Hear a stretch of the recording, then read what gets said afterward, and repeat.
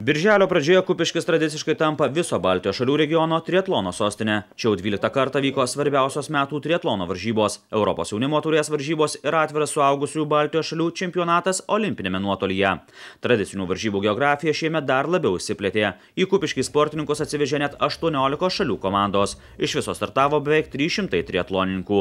Suaugusiųjų sprinto distancijoje, kurioje reikėjo plaukti 750 metrų, dviračiu važiuoti 20 km ir bėgti 5 km, triumfavo Tautvydas Kopūstas.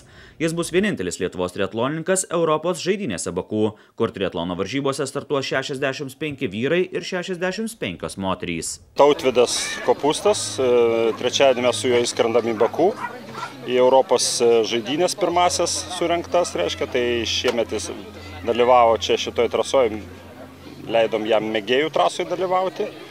Išlošė tą trasą labai lengvai, plaukimą stipriai suplaukė, dviračiu suvažiavo, o bėgimą liepiau ramiau bėgti, nes sekmadienį laukia labai svarbus startas Baku.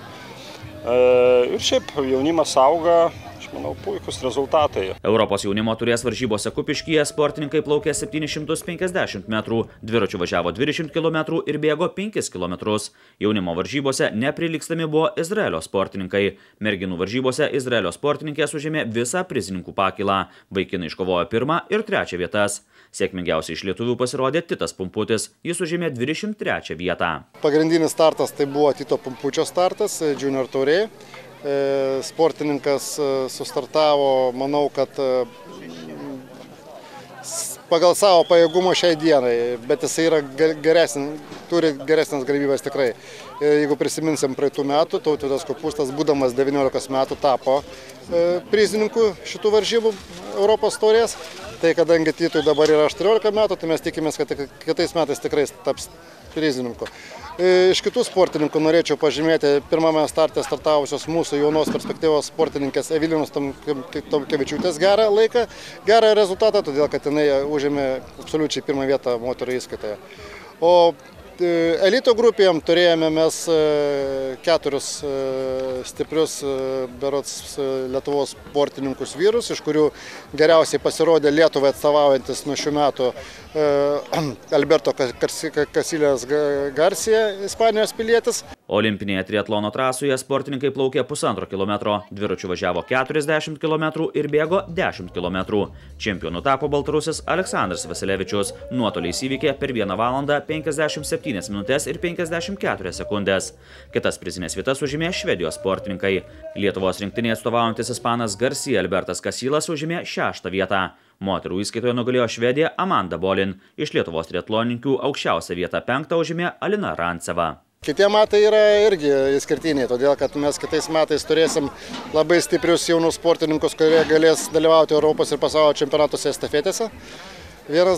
Pirmas tikslas yra, antras tikslas yra tai, kad Tautvydas Kopūstas po šių metų Baku žaidynių manome, kad įstojęs į universitetą ir pradėjęs treniruotis su stipriausiais pasaulio sportininkais. Manau, kitais metais jau duos tikrai gerų rezultatų elito grupėje.